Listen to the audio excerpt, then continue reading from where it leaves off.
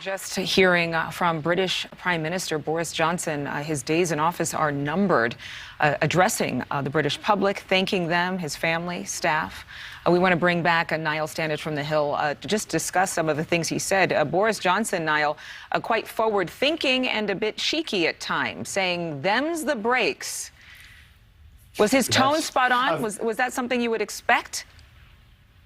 I think it was from Boris Johnson. I mean, obviously, this is a low point for Mr. Johnson, but he has in the past exhibited a real talent for sort of finding the right tone and being a populist leader. He mentioned the same thing we talked about earlier, his massive election victory in 2019. Now, I did think it was interesting that he was not contrite by any stretch of the imagination. He talked about his resignation as having been forced by herd instinct, saying when the herd moves, it moves.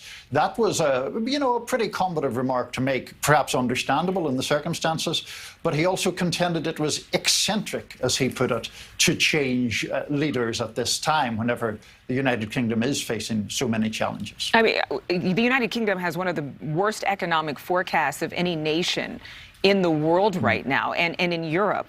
And for the British people, what can they expect in the coming days and weeks, not just with the Prime Minister leaving, but with so many members of UK government vacating office?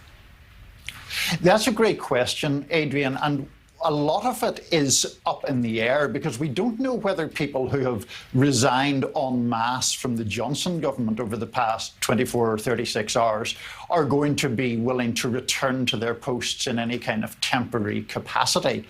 Obviously, a change in Prime Minister like this introduces instability by its nature at a time when inflation in the UK is, in fact, worse than it is in the US.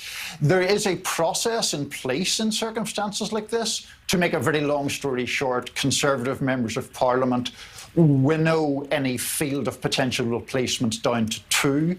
Then Conservative Party members across Britain get the chance to vote. But that process can take at least 6 weeks.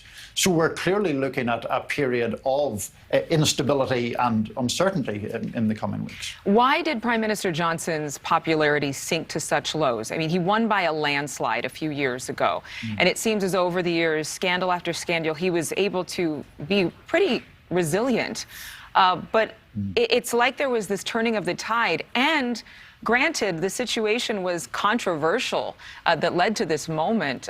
One of the lawmakers he appointed to a high-ranking position accused of impropriety. But when he uses the word eccentric, do you think the British people were just fed up, or at least the members of his cabinet were just fed up with the scandal?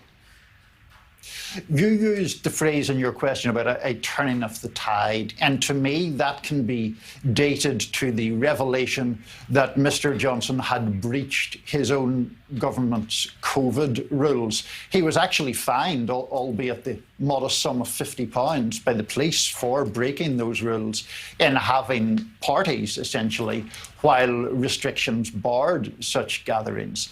That was important for a couple of reasons, I think, Adrienne. One is it played to this idea on the public's part that politicians are often hypocritical. But also in Britain, as here in the United States, restrictions around COVID are such an emotional topic. And when that revelation came out about Prime Minister Johnson, you had quite understandably members of the British public talking about the fact that they had to, bury members of their family and obey restrictions, or couldn't be with people in their last days because of COVID restrictions, while the Prime Minister was flouting his own laws. To me, that was a very pivotal moment in the changing of the tide that you referred to. We're actually showing video of protests and people demonstrating outside of 10 Downing, and clearly you heard the shouting over Boris Johnson's speech there.